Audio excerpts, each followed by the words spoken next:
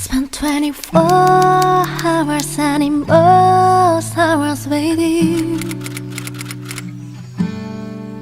You spent the weekend getting even on. We spent the late night making things right between us.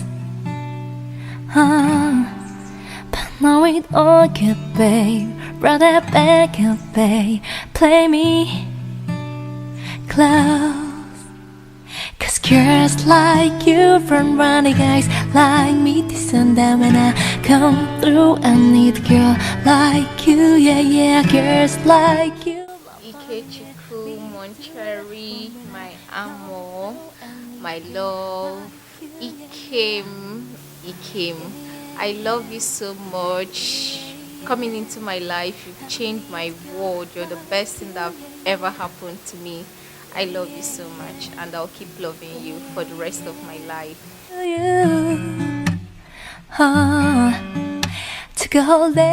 We've come a very long way.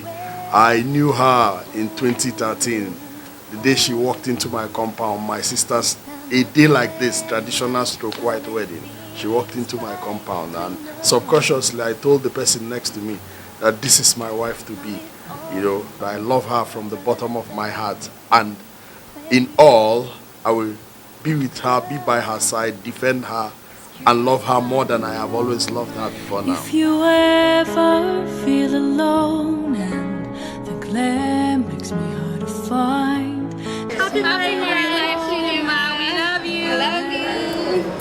side. 'Cause with your hand in my hand and a bucket full of soul, I can tell you there's no place we couldn't go. Put your hand on the glass, I'll be trying to pull you through. You just gotta be strong. I don't wanna lose you now. I'm looking right at the other half of me. The vacancy that's out in my heart is a space that now you hold. Show me how to fight for now. And I tell you, baby, it was easy coming back here to you once I figured it out. You were right here all along.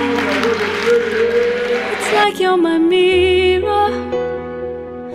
My mirror staring back at me. I couldn't get any bigger with anyone else beside of me. And now it's clear as this promise that we're making two reflections into one. 'Cause it's like you're my mirror. My mirror staring back at me, staring back at me.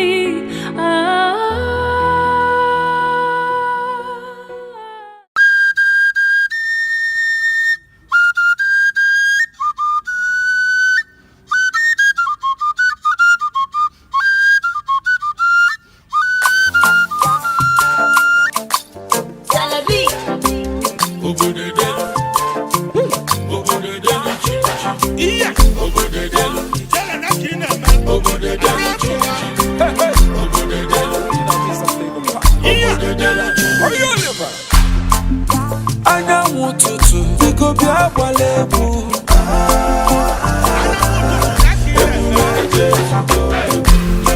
Ọ pụrụ iche nwanyị egwu apụta ọgbọ.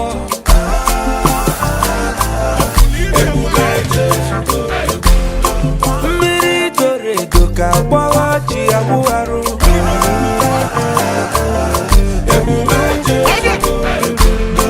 Eletrik nwanyị biko bịa gbala egwu.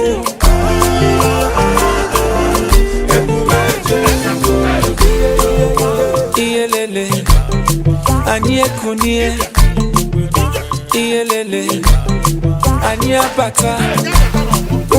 Iyelele ọ na-akpọtụ. Chai iyelele fanenene. Aka na-eti ịgba tidelu m ịgba m. Ọnụ na-egbu ọja ubelu m ọja m. Onye ụba kwara mgbakpọbụ ụbọ ka ijebenu.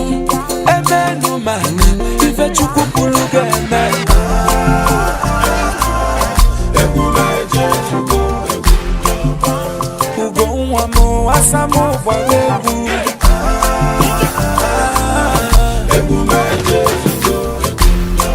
Miri dore doka bwawa jiabuaru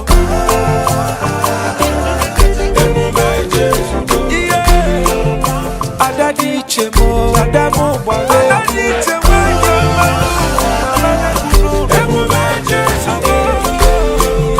Iyelele Onamuke Iyelele Amuma mmiri Iyelele Onafiono Iyelele Fanekunu Iyelele Obumuneme Iyelele Okwachimunyelumu Onyanya na chiyaso Nelu ebe ọ na-eje mana ibuluchi ụzọnụ ịgbanarị enwe n'ọsọ Ugochukwu mere eze ife ọbụbụ nkili emenu mana ife Chukwu kwuru ga-eme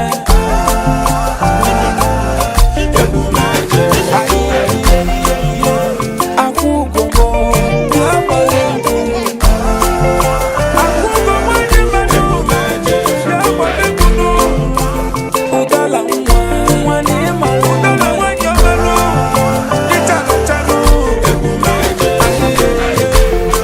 Ugochukwu meleze n'egwanya mbukobo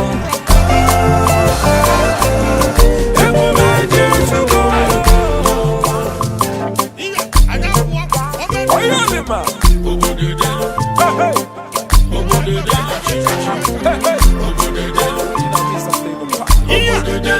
Oyolima Anyanwụ ụtụtụ biko bịa gbala egwu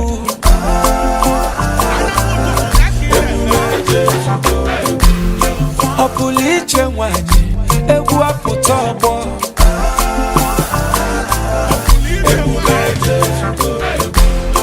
Mmiri dore edo ka gbawa ji agbụgharụ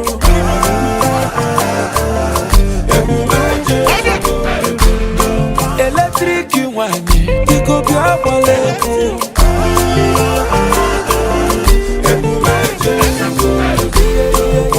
Iyelele anyị ekunie Iyelele anyị abata Iyelele ọ na-akpọtụ Chai iyelele fanenene aka neti igba tidelu m igba mo ọnụ na-egbu ọja ubelu m ọja mo onye ụba kwara mgbakpọbụ ụbọ ka ijebenu emenu mana ife Chukwu kwuru ga-eme